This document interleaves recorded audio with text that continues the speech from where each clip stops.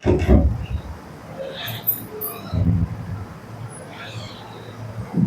الحمد لله نحمده ونستعينه ونستغفره ونعوذ بالله من شرور أنفسنا ومن سيئات أعمالنا. من يهده الله فلا مضل له ومن يضلله فلا هادي له، ونشهد أن لا إله إلا الله وحده لا شريك له، ونشهد أن محمدا عبده ورسوله.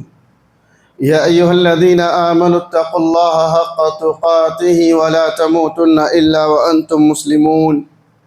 يا أيها الناس اتقوا ربكم الذي خلقكم من نفس واحدة وخلق منها زوجها وبث منهما رجالا كثيرا ونساء، واتقوا الله الذي تساءلون به والأرحام إن الله كان عليكم رقيبا.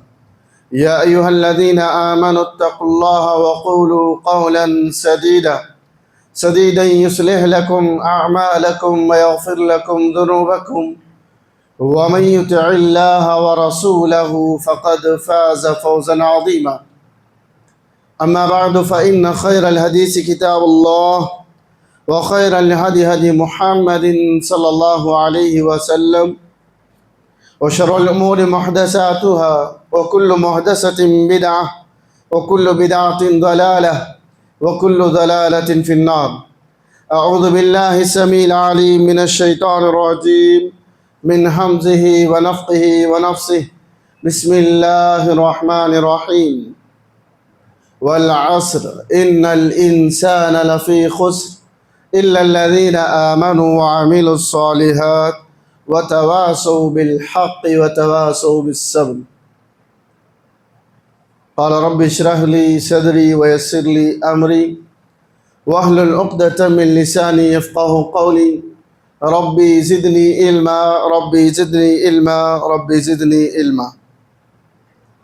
ہر قسم کی حمد و ثنا، بڑائی، بزرگی و پاکی و کبریائی اس اللہ وحدہ لا شریک کے لیے لائق و سزاوار ہے، جو ہم سب کا مالک ہے، جو ہم سب کا خالق ہے، جو ہم سب کا پالنہار ہے. ہم اس کے بندے اور ہم اس کے غلام ہیں. وہ ہمارا آقا، وہ ہمارا رازق ہے، وہ ہمارا پالنہار ہے. اللہ رب العالمین کی جتنی بھی تعریف کہیں پھر بھی کم ہے. اس کی تعریف کا حق ایک رائی کے دانے کے برابر بھی ہم سے صحیح طور پر ادا نہیں ہو سکتا ہے. سبحان اللہ و بحمدہ، سبحان اللہ العظیم، سبحان اللہ و بحمدہ، عدد خلقہ ورضا نفسہ وزنۃ عرشہ ومداد کلماتہ. تمام انبیاء علیہ الصلاۃ والسلام پر، خصوصاً میرے اور آپ کے آقا تاجدار مدینہ رحمۃ للعالمین محمد مصطفیٰ صلی اللہ علیہ وسلم پر اللہم صلی وسلم وبارک علی نبینا محمد. حضرات گرامی، نوجوان ساتھیوں، عزیز بچوں اور میری آواز کو سننے والی پردہ نشین مائیں اور خواتین اور بہنیں، آج اس جمعہ مبارک میں جس موضوع کو لے کر آپ کے سامنے حاضر ہوا ہوں، موضوع ہے ایمان کو برباد کرنے والے اعمال. معزز سامعین، اللہ تبارک و تعالیٰ نے انسان کو بے شمار نعمتوں سے نوازا ہے. اتنی نعمتوں سے نوازا ہے، اتنے نعمتوں سے نوازا ہے، ان نعمتوں کی کوئی گنتی نہیں. اتنے نعمتوں سے اللہ تبارک و تعالیٰ نے بندے کو نوازا ہے، عطا فرمایا ہے. لیکن ان سب میں سب سے بڑی کامیابی، سب سے بڑی نعمت اگر کوئی ہے تو وہ ایمان کی نعمت ہے. اگر انسان کے پاس دنیا کی ہر چیزیں ہیں، انسان کے پاس دنیا کا مال و متاع، جائیداد، سب کچھ ہے، لیکن اس کے اندر ایمان نہیں ہے تو وہ انسان بیکار ہے. وہ انسان کیا ہے؟ بیکار انسان ہے. اور اگر جس کے پاس دنیا کی مال و متاع کم ہے لیکن اس کے پاس ایمان ہے تو یہی سب سے بڑی کامیابی. مال و متاع کا زیادہ ہونا اور ایمان بھی ہونا یہ بھی اچھی بات ہے، مال و متاع کا زیادہ ہونا، دنیا کی محبت ہمارے اندر مر مٹنا اور ایمان کی محبت ہمارے اندر کم ہو جانا، یہ بیکار ایمان ہے۔ تو اسی لیے ایمان کو محفوظ کرنے کے لیے اللہ تبارک و تعالیٰ نے قرآن مجید کے لیے، قرآن مجید کے اندر 30ویں پارے کے اندر سورہ عصر میں اللہ تعالیٰ نے قسم کھا کر کے کہا والعصر، زمانے کی قسم، ان الانسان لفی خسر، بے شک انسان خسارے میں ہے، گھاٹے میں ہے، نقصان میں ہے۔ کون سا انسان گھاٹے میں ہے؟ کون سا انسان خسارے میں ہے؟ کون سا انسان مشکلات میں ہے؟ پھر آگے اللہ تعالیٰ فرماتا ہے الا الذین آمنوا وعملوا الصالحات، جو ایمان لائے، ایمان لانے کے بعد نیک اعمال کیے، وہ لوگ اس خسارے سے، اس نقصان سے بچ گئے۔ کون سے لوگ بچ گئے؟ جو ایمان لانے کے بعد نیک اعمال کیے، اچھے اعمال کیے، وہ لوگ کیا ہو گئے؟ اس خسارے سے بچ جائیں گے۔ جو لوگ ایمان لائے ہیں، نیک اعمال نہیں کیے ہیں، تو سمجھ لیجئے کہ وہ اس خسارے میں، اس گھاٹے میں، اس نقصان میں پھنس گئے۔ اسی لیے نبی کریم صلی اللہ علیہ وسلم ہمیشہ زیادہ سے زیادہ طور پر ایمان کی حفاظت کی دعائیں اللہ سے مانگا کرتے تھے۔ کیا ضرورت تھی اللہ کے نبی صلی اللہ علیہ وسلم کو، جن کے اگلے پچھلے تمام گناہ معاف ہیں، جن کے ایمان میں کچھ شک و شبہ بھی نہیں، ایک رائی کے دانے کے برابر، کیا چونٹی کا بھی نہیں، جن کے ایمان کے اندر کوئی کوتاہی، کوئی کمی، ایسے پیغمبر جنہیں اللہ تعالیٰ نے تمام کائنات کا امام کہا ہے، وہ امام کی یہ حالت ہے۔ دیکھیے کہ ایمان کی حفاظت کے لیے اللہ سے ہمیشہ دعا کرتے تھے، اے اللہ مجھے میرے ایمان کی حفاظت عطا فرما، اللہ سے دعائیں مانگا کرتے۔ تو میرے بھائیوں، ایمان کی حفاظت کرنا ہمارے لیے بہت ضروری ہے۔ تو کچھ ایسے اعمال قرآن و حدیث کے اندر ہیں، اگر انسان اس کو اپنا لیا تو سمجھ لو کہ اس کا ایمان برباد ہو گیا، پانی میں بہا گیا۔ جس طریقے سے بارش آنے کی وجہ سے نالیوں میں پانی بہا جاتا ہے، سڑک پر یا گلیوں میں، ویسا اس کا ایمان بہا جائے گا۔ تو اس میں سے پہلا عمل بتاتے ہیں شرک، پہلا عمل بتاتے ہیں شرک، اللہ کے ساتھ عبادت میں کسی اور کو شامل کرنا، یہ اللہ تعالیٰ کو ہرگز پسند نہیں ہے۔ قرآن مجید کے اندر اللہ تبارک و تعالیٰ نے فرمایا، سورہ نساء سورہ نمبر 4 آیت نمبر 40 پر 8 میں اللہ نے فرمایا ان اللہ لا یغفر ان یشرک بہ ویغفر ما دون ذلک لمن یشاء، بے شک اللہ تبارک و تعالیٰ شرک کو ہرگز معاف نہیں کرے گا۔ اس کے علاوہ ویغفر ما دون ذلک، اس کے علاوہ آپ کے گناہ زمین سے لے کر آسمان تک چھو رہے ہیں۔ شرک کے علاوہ توحید پرست ہیں، آپ کے گناہ زمین سے لے کر کے آسمان تک چھو رہے ہیں، اتنے گناہ ہیں، اگر اللہ چاہے تو معاف کر سکتا ہے۔ توحید ہونا شرط ہے، انسان کے اندر توحید پرست ہونا شرط ہے۔ آپ کے گناہ زمین سے لے کر آسمان تک لگ رہے ہیں، چھو رہے ہیں، اتنے گناہ لے کر بھی اللہ کے سامنے جائیں گے، اللہ چاہے تو معاف کر سکتا ہے، لیکن شرک کو اللہ تعالیٰ ہرگز معاف کرنے والا نہیں ہے۔ دوسری جگہ اللہ تعالیٰ نے سورہ مائدہ کے اندر آیت نمبر 72 میں اللہ نے فرمایا انہ من یشرک باللہ فقد حرم اللہ علیہ الجنہ ومأواہ النار، جس نے اللہ کے ساتھ دوسروں کو شریک کیا، اللہ تعالیٰ نے اس پر جنت کو حلال کیا ہے۔ ایسا ہے؟ نہیں۔ انہ من یشرک باللہ، جس نے اللہ کی عبادت میں کسی اور کو شامل کیا، فقد حرم اللہ علیہ الجنہ، اللہ تبارک و تعالیٰ نے اس کے اوپر کیا کر رہا ہے؟ جنت کو حرام کر دیا ہے، اور جہنم کو اس کے لیے حلال کر دے رہا ہے۔ وَمَأْوَاهُ النَّارُ، اس کا ٹھکانہ کہاں ہے؟ جہنم ہے، ہمیشہ کے لیے جہنم کی آگ میں گلتا رہے گا، سڑتا رہے گا، عذاب بھگتتا رہے گا۔ تو رسول اللہ صلی اللہ علیہ وسلم نے فرمایا عن عبداللہ بن مسعود رضی اللہ عنہ قال قلت یا رسول اللہ صلی اللہ علیہ وسلم ای ذنب اعظم عند اللہ، ای ذنب اعظم عند اللہ قال ان تجعل للہ ندا وهو خلقک۔ عبداللہ بن مسعود رضی اللہ عنہ بیان کرتے ہیں کہ نبی صلی اللہ علیہ وسلم نے فرمایا یا رسول اللہ صلی اللہ علیہ وسلم، سب سے بڑے گناہ کیا ہیں؟ سب سے اللہ کے نزدیک بڑے گناہ کیا ہیں؟ تو اللہ کے نبی صلی اللہ علیہ وسلم فرماتے ہیں ان تجعل للہ ندًا، یہ کہ تم اللہ کی عبادت میں کسی اور کو شریک ٹھہراؤ. ندًا وہو خلقک، حالانکہ اس نے تم کو پیدا کیا ہے. اس کی عبادت کو چھوڑ کر تم کسی اور کی عبادت کر رہے ہو، تو یہ کیسے اللہ تعالیٰ برداشت کرے گا؟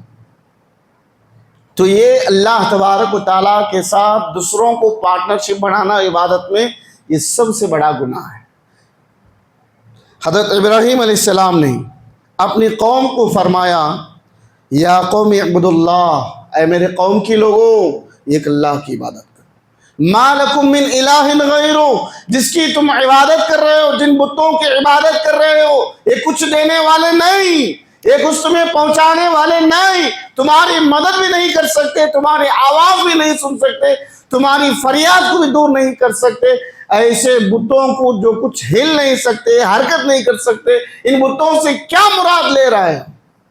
مراد لینا ہے ما لکم من الہ غیرہ، اس اللہ سے لو، اس اللہ کو پکارو، اس اللہ سے واسطہ جوڑو جو تمام کائنات کا ایک ہی رب ہے. ما لکم من الہ غیرہ، اے میری قوم صرف اللہ کی عبادت کرو، اس کے سوا تمہارا کوئی معبود برحق نہیں ہے. تو قوم نے کیا کیا؟ انکار کیا. قوم والوں نے ابراہیم علیہ السلام کو بات کو ماننے سے انکار کیا. تو ابراہیم علیہ السلام نے کیا کیے؟ ان کے بتوں کو توڑ دیا. کعبۃ اللہ کے اندر جو بت تھے سارے بتوں کو توڑ دیا، سارے بتوں کو توڑ دیا، صرف ایک بڑے بت کو چھوڑ دیا اور اس کے گردن پر کلہاڑی رکھ کر کے ابراہیم علیہ السلام باہر آ گئے.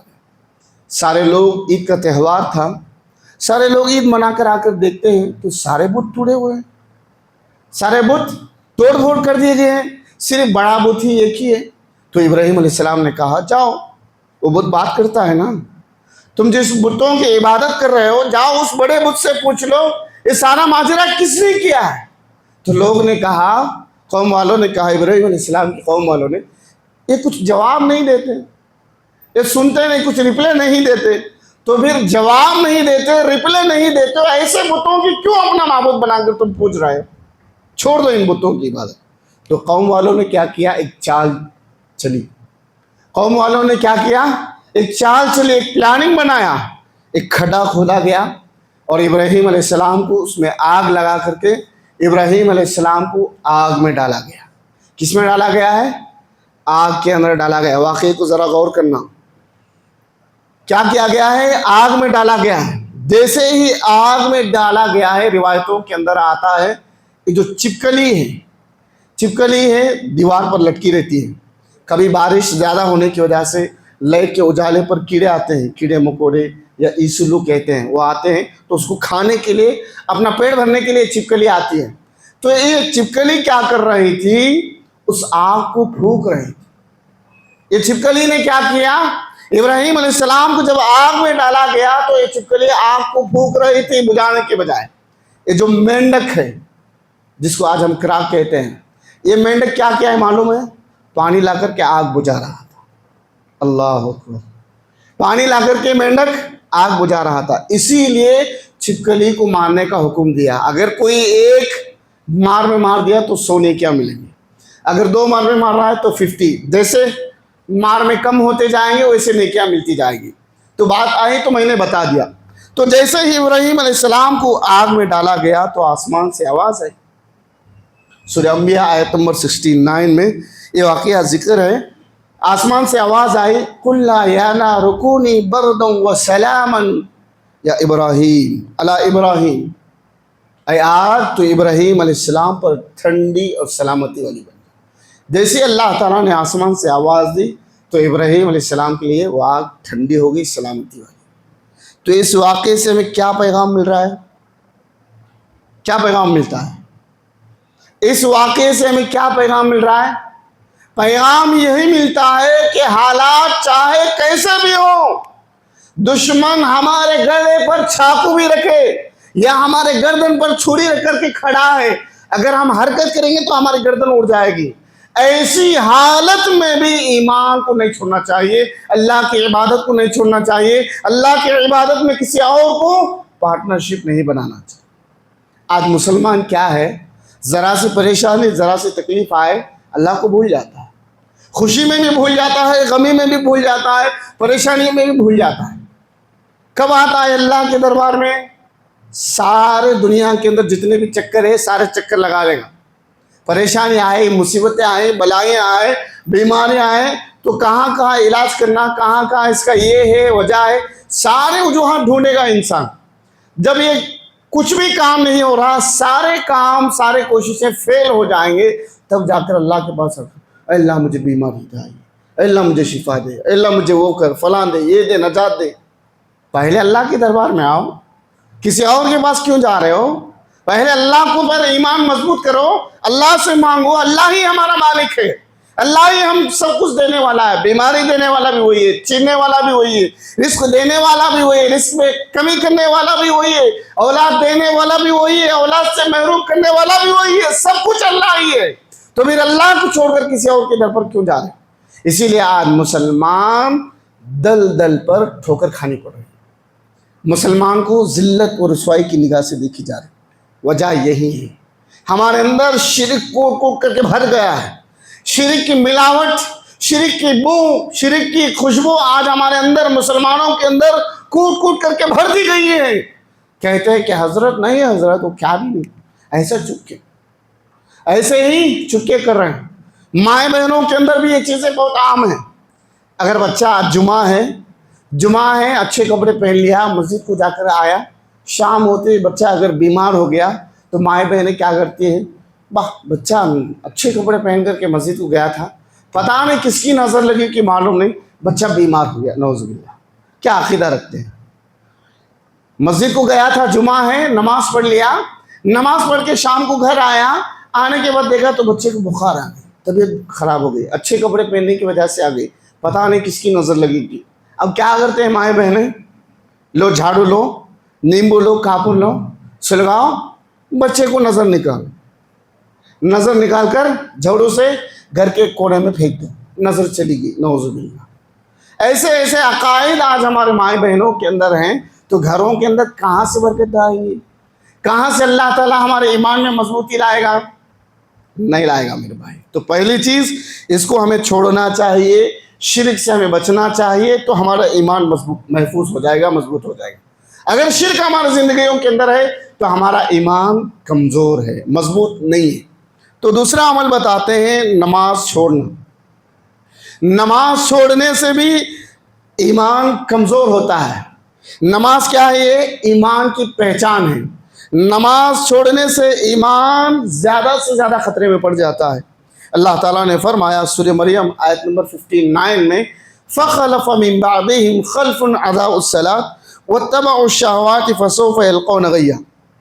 ان کے بعد کچھ لوگ آئے، کچھ ایسے لوگ جن کو انہوں نے جانشین بنا دیا، اضاعوا الصلاۃ، اور انہوں نے نماز کو ضائع کر دیا، واتبعوا الشہوات، اور خواہشات جو نفس ہے، اس نفس کی پیروی کرنے لگے۔ تو اس نفس کی پیروی کرنے کی وجہ سے کیا ہوا؟ فسوف یلقون غیا، پس وہ عنقریب جہنم کی ایک وادی ہے، غی، جہنم کے اندر ایک وادی کا نام غی ہے، اس وادی میں جا گر پڑیں گے۔ کون لوگ؟ جو اپنے نفسانی خواہشات کے سامنے نماز کو چھوڑ دیے۔ آج یہی ہو رہا ہے دنیا کے اندر، ہو رہا ہے کہ نہیں؟ اذان ہو رہی ہے، مؤذن حی علی الصلاۃ، حی علی الفلاح کی آواز دے رہا ہے، مسجد خالی ہے، ویران ہے۔ کیوں؟ نفس کہہ رہا ہے عمر ابھی باقی ہے، زندگی باقی ہے، جوانی باقی ہے، عیش کر لے، انجوائے کر لے، خوب مزے لوٹ لے۔ فجر ہماری کہاں گزر رہی ہے؟ بستر میں گزر رہی ہے۔ ظہر ہمارے کہاں ہو رہی ہے؟ ہوٹلوں کے اندر گزر رہی ہے۔ عصر ہمارا کہاں گزر رہا ہے؟ چائے خانوں میں، دوستوں کے ساتھ گپ چپی میں۔ مغرب ہمارا کہاں گزر رہا ہے؟ دوستوں کے ساتھ ادھر ادھر شکار کرنے میں گزر رہا ہے۔ عشاء اب ہماری کہاں گزر رہی ہے؟ بستر پہ جا رہے ہیں، بستر پہ جا رہے ہیں الحمدللہ۔ تو سو رہے ہیں جلدی؟ نہیں۔ کب سو رہے ہیں؟ رات کی 2 بجے، 3 بجے، 1 بجے سو رہے ہیں۔ تو اب بتائیے، ہمارا نوجوان نفسانی خواہشات کے پیچھے پڑ کر کے اپنے ایمان کو برباد کر رہا ہے، اپنے ایمان کو کمزور کر رہا ہے، نفسانی خواہشات کی پیروی کر رہا ہے، تو آپ بتائیے کہ ہماری قوم کی اصلاح کیسے ہوگی؟ قوم کی اصلاح کے لیے کس کی ذمہ داری بنتی ہے؟ نوجوانوں کی ذمہ داری بنتی ہے۔ قوم کی اصلاح کے رہبر کون ہیں؟ نوجوان ہیں۔ اگر یہ نوجوان سدھر جائے تو قوم سدھر جائے گی۔ معاشرے کے اندر سب سے زیادہ رول اگر کسی کا ہے تو نوجوانوں کا ہے۔ اگر یہ نوجوان نمازی بنیں گے تو باقی لوگ نمازی نہیں۔ نوجوان ہی نمازی نہیں ہے، ماں باپ ہی نمازی نہیں ہے، تو اولاد کہاں سے نمازی بنیں گے؟ نوجوان کہاں سے نمازی بنیں گے؟ تو عشاء کے بعد جلدی سو رہے ہیں؟ نہیں، رات کے 2 بجے 3 بجے 1 بجے سو رہے ہیں۔ کیا کرتے ہیں اتنے بجے تک؟ مطالعہ کرتے ہیں؟ نہیں۔ پڑھتے ہیں؟ نہیں۔ کیا کر رہے ہیں؟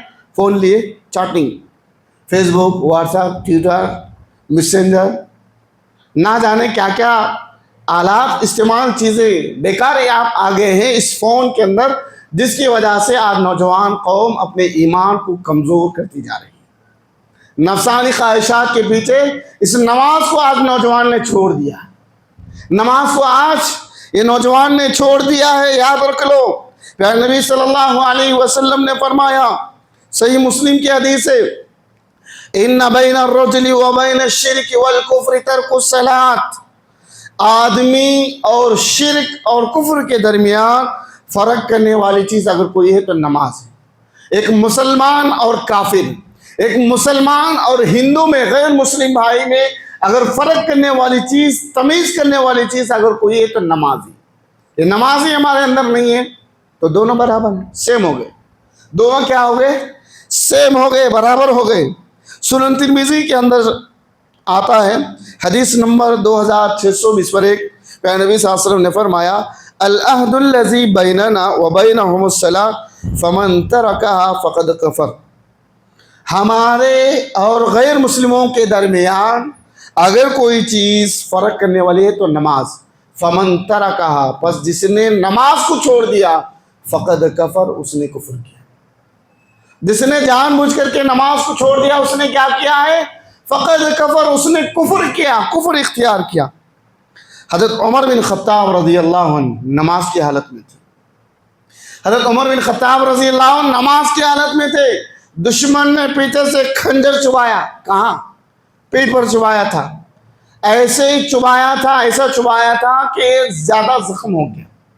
اس زخم کی وجہ سے عمر رضی اللہ عنہ بے ہوش ہو گئے، بے ہوش ہو کر زمین پر گر پڑے۔ جیسے ہی انہیں ہوش آیا تو سب سے پہلے کیا پوچھا معلوم ہے؟ اگر ہمیں کوئی خنجر چبائے یا کوئی ہمیں چاقو لے کر کے چبائے یا کوئی لکڑی کے ذریعے سے یا لوہے کے ذریعے سے سر پر یا کمر پر کہیں پر ماریں تو ہم بے ہوش ہو کر گر جاتے ہیں۔ گرتے ہی جیسے ہی ہوش آیا تو ہم پہلے کیا کہیں گے؟ کیا کہیں گے ہم؟ کون بھائی مارا سو؟ کون بھائی انہیں مارا سو؟ مجھے پہلے اسے پکڑ کے لاؤ، میں بھی اسے مارنا، پہلے اسے پکڑ کے لاؤ، میں بھی اس کا بدلہ لینا، میں بھی اس ظلم کا بدلہ لینا، میں بھی اسے مارنا، انہیں بھی بے ہوش ہو کے گرنا، میں جیسے گرا ویسے گرنا۔ عمر رضی اللہ عنہ کیا کیے؟ جیسے ہی ہوش میں آیا تو پہلے سب سے پہلے پوچھا، اللہ اکبر، کیا لوگوں نے نماز ادا کر لی ہے؟ اللہ، ہوش میں آئے تو عمر رضی اللہ عنہ نے کہا، کیا لوگوں نے وقت پر نماز پڑھ لی ہے یا نہیں؟ پھر فرمایا، جس نے نماز چھوڑ دی اسلام میں اس کا کوئی حصہ ہی نہیں۔ جس نے نماز کو چھوڑ دیا اسلام میں اس کا کوئی حصہ ہی نہیں ہے۔ تو بہرحال بتانے کی بات یہ ہے کہ نماز انسان کے لیے ہتھیار ہے۔ نماز انسان کے لیے ہر برائی سے روکتا ہے۔ نماز انسان کے لیے دنیا میں بھی ہتھیار ہے، آخرت میں بھی ہتھیار ہے۔ دنیا میں کیسے؟ دنیا میں نماز برائی سے روکتا ہے، آخرت میں کیسے؟ یہ نماز ڈھال بن کر کے آئے گا اللہ رب العالمین کے سامنے۔ پیارے نبی صلی اللہ علیہ وسلم فرماتے ہیں، الصلاۃ جنۃ، کہا گیا نماز ڈھال کی شکل میں آئے گا۔ جس طریقے سے جنگ میں ہم لڑتے ہیں تو سامنے دشمن ہمارے اوپر حملہ کرتا ہے تو ہم ڈھال کے ذریعے سے وار کرتے ہیں، تو ویسے ہی یہ نماز کل روز قیامت اللہ رب العالمین کے پاس ڈھال بن کر کے آئے گا، تمہاری ریکویسٹ کرنے کے لیے آئے گا، تمہارے تعلق سے اپیل کرنے کے لیے آئے گا اگر ہم نماز پڑھ رہے ہیں۔ اگر ہم نے نماز ہی نہیں پڑھ رہے ہیں تو کہاں سے نماز ہمارے ریکویسٹ کرے گا؟ کہاں سے نماز کل روز قیامت ہمارے لیے ڈھال بن کر آئے گا؟ نہیں آ سکتا۔ تو نماز کیا ہے؟ ایک روشنی کا آگے ایک حدیث کے اندر، الصلاۃ نور، نماز ایک روشنی ہے، روشن چراغ ہے۔ کیسے؟ وضو بناتے ہیں، وضو بنانے کی وجہ سے ہمارے گناہ دھوئے جاتے ہیں۔ کل روز قیامت جب ہمیں قبر سے اٹھایا جائے گا حساب و کتاب کے لیے، تو ہمارے اعضاء اس نماز کی وجہ سے، اس وضو کرنے کی وجہ سے چمک رہے ہوں، ہمارے چہرے پر نور رہے ہوگی۔ فرشتے دیکھ کر کہیں گے کہ یہ نمازی انسان ہے، آؤ تمہارے لیے مبارکباد، آئیے تمہارے لیے مبارکبادی ہے۔ جو دنیا کے اندر نماز پڑھا کرتے ہیں، اچھے طریقے سے وضو کر کے نبی صلی اللہ علیہ وسلم کے طریقے کے مطابق نماز ادا کرتے ہیں، ان کے لیے یہ نماز کل روز قیامت روشن بن کر آئے گی، ان کے چہرے پر نور ہوگا، فرشتے ان کا حساب و کتاب آسانی سے لے لیں گے اور انہیں جنت میں ڈھکیلا جائے گا، نماز کے ایک دروازے سے بھیجا جائے گا۔ وہی نماز ہی نہیں پڑھ رہے ہیں تو فرشتے ویلکم کر کے ان کو جنت میں ڈھکلیں گے کیا؟ نہیں، کہاں ڈھکلیں گے؟ اس کا حساب و کتاب لینے کے بعد جو سزا اسے دینا ہے وہ سزا دینے کے بعد پھر جنت میں ڈالا جائے گا۔ تو بہرحال دو چیزیں ہو گئی۔ تیسری چیز بتاتے ہیں نفاق۔ آج ہمارے اندر یہ زیادہ پائی جاتی ہے۔ نفاق کس کو کہتے ہیں؟ یہ نہایت خطرناک بیماری ہے، یہ نہایت خطرناک بیماری ہے۔ منافق بظاہر مسلمان آتا ہے، ایسی ایسی باتیں کرتا ہے، ہاں یہ کام چل رہا ہے، وہ کام چل رہا ہے، ہاں میں بھی حصہ ڈالوں گا، وہ ڈالوں گا، یہ ڈالوں گا، ایسا کروں گا، وہ کرنا، یہ کرنا، ایسا کرنا، ویسا کرنا، ایسا اونچا بنانا، یہ اونچا کرنا، وہ کرنا۔ آخر میں جب بات آتی ہے، میں نے بولا نہیں، میں کہا ہی نہیں، میں کیا حصہ ڈالا نہیں بھائی، میرا کیا بھی حصہ نہیں ہے اس کے اندر، سیر ہٹ جاتی۔ یہی منافق کی چال۔ منافق بظاہر مسلمان نظر آتا ہے لیکن اس کا دل ایمان سے خالی ہوتا ہے، خالی روتا ہوتا ہے۔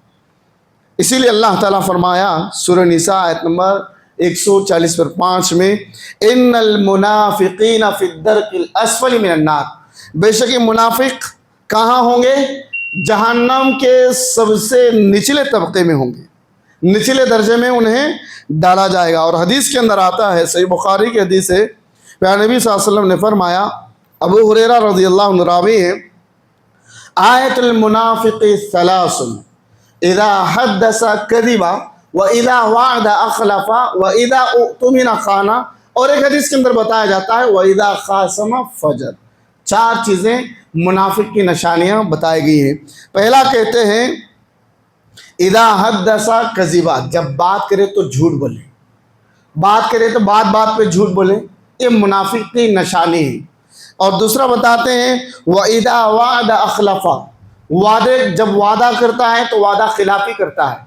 مثال کے طور پر مسجد کے اندر کوئی کام چل رہا ہے تو بھائی آپ کا حصہ کتنا ہے، آپ کا حصہ کتنا ہے، آپ کا حصہ کتنا ہے، ہر ایک سے پوچھتے ہیں۔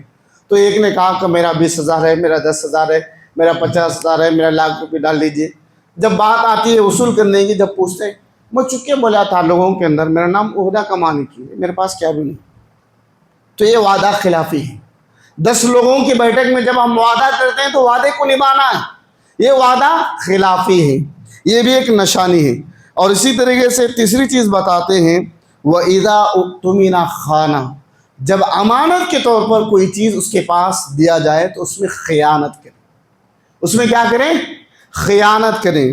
اور چوتھی چیز بتاتے ہیں وَإِذَا خَاصَمَ فَجَرَ، جب لڑائی جھگڑا کریں تو گالی گلوچ پر اترائے، ماں کی، بہن کی، دادا کی، نانی کی، پوتی کی، جتنے گالیاں ہیں سارے گالیاں بکنے لگتا ہے۔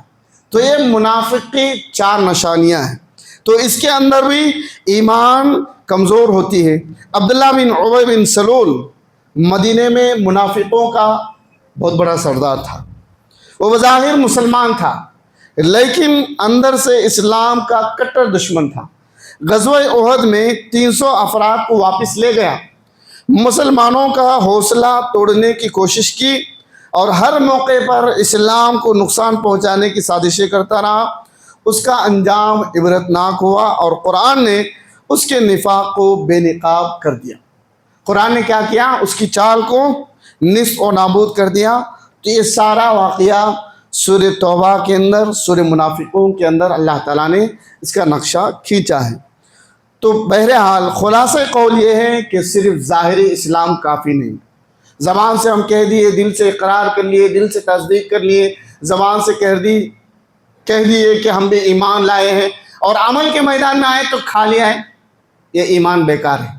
ایمان کا معنی یہ نہیں ہے، ایمان کا معنی یہ ہے کہ دل سے تصدیق کرنا، زبان سے اقرار کرنا، پھر اس کے بعد عمل کے میدان میں آئے تو پہلے عمل کرنا۔